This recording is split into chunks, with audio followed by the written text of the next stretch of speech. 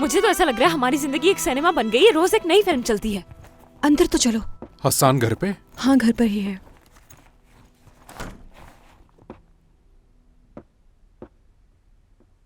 आखिर ये हो क्या रहा है यार? हाँ, जिसका इंतजार था शायद वो हो जाए। तुम लोगों ने तो फोन पर इतनी जल्दी जल्दी बताया कि मुझे कुछ समझ नहीं आया। रुको मैं बताती हूँ तुम्हें। चलो बताना शुरू करो। हाँ तो वो आदमी जिसका नाम बुराक है हर वक्त बस माहिन के पीछे भागता रहता है। वो माहिन के पीछे नहीं भागता, बल्कि माहिन उसके साथ है। मेरी बात मत काटो और चुपचाप सुनो। और आज सुबह वो आदमी जब जागता है तो सोचता है कि क्यों ना मैं आज कुछ ऐसा करूं कि सबकी जिंदगी में तूफान आ जाए। हाँ, क्यों ना माहिन को शादी के लिए प्रपोज कर दिया जाए। ये तो बहुत अच्छी बात है। मैं तो पहले ही जानती थी वो माहिन के लिए सीरियस है बहुत। सीमी, 1 मिनट रुको, बाहर बताओ फिर क्या हुआ। और ये सब कुछ शहान ने देख लिया और सुन लिया, ये हुआ है। शहान ने कैसे देख लिया? क्योंकि शादी के लिए प्रपोज फिलिया में ही किया था बुराक ने।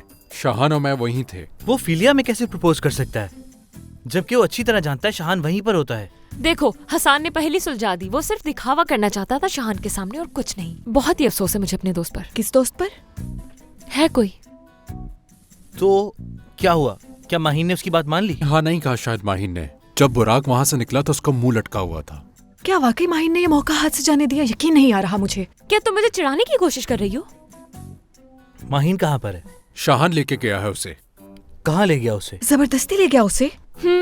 जोर जबरदस्ती की और अगवा करके ले गया उसे।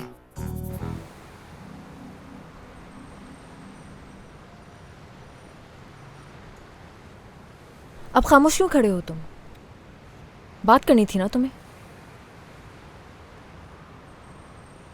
कहने को इतना कुछ है, सोच रहा हूं कहां से शुरू करूं।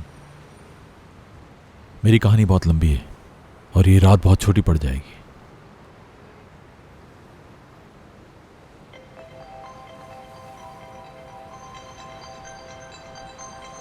सीमी की कॉल है। मत उठाओ अभी, बाद में कॉल कर लेना।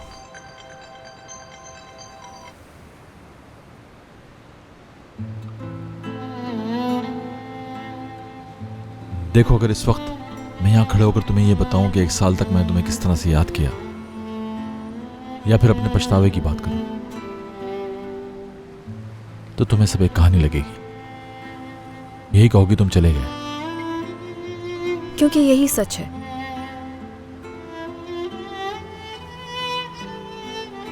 काश मैं ये सब कुछ बदल सकता। काश इसे याददाश्त से हदफ कर सकता, लेकिन नहीं कर सकता। मैं इतना आसान नहीं है माहिन। देखा, ठीक कहा था मैंने। बिल्कुल बात करने के लिए कुछ भी बाकी नहीं। जानता हूं, मैं कई दफा खुद अपने आप को समझाने की कोशिश की कि खत्म हो गया, सब खत्म। लेकिन जिस दिन मैं वापस आया और सामने देखा तुम्हें, उसी लम्हे मैं ये समझ गया कि अगर चाहूं भी तो तुम्हें अपने अंदर से नहीं निकाल सकता। मेरी रगों में खून की तरह हो तुम।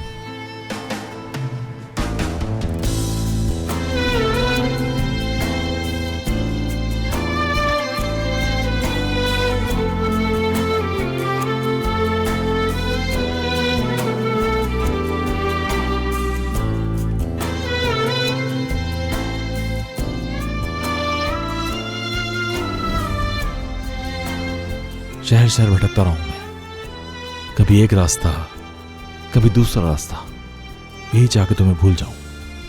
लेकिन मैं अपने आप से हार गया माहिन। तुम्हें मेरी जिंदगी का आसरा मकसद हो मेरा। शहान, हम शहान, देखो ये नहीं हो सकता। जब से तुम वापस आए हो, मुझे गुस्सा दिलाने के अलावा क्या किया है तुमने? बताओ मुझे।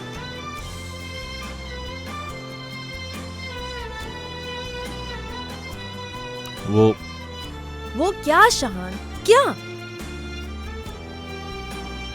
मैंने सोचा अगर तुम्हारे अंदर के गुस्से को जिंदा रख सकूंगा मैं,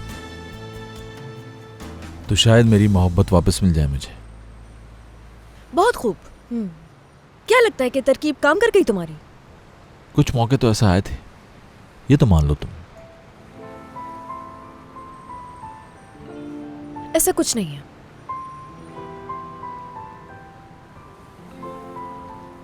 ठीक है, तुमसे माफी मांग लो तो फिर ये कि मैं जाने पर मजबूर था, वरना उस रात रोजीना मर जाती। ये जानकर भी माफ नहीं करोगी तुम? नहीं, ठीक है, देख लिया तुमने। असल में मसला मुझ में नहीं, तुम में है माहिन। ये नजरें क्या है मेरी नजरों में?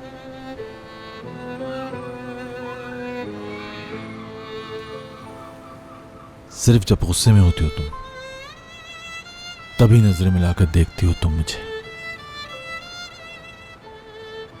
और सिर्फ इन नजरों को देखने के लिए मैं तुम्हें गुस्सा दिलाता हूं।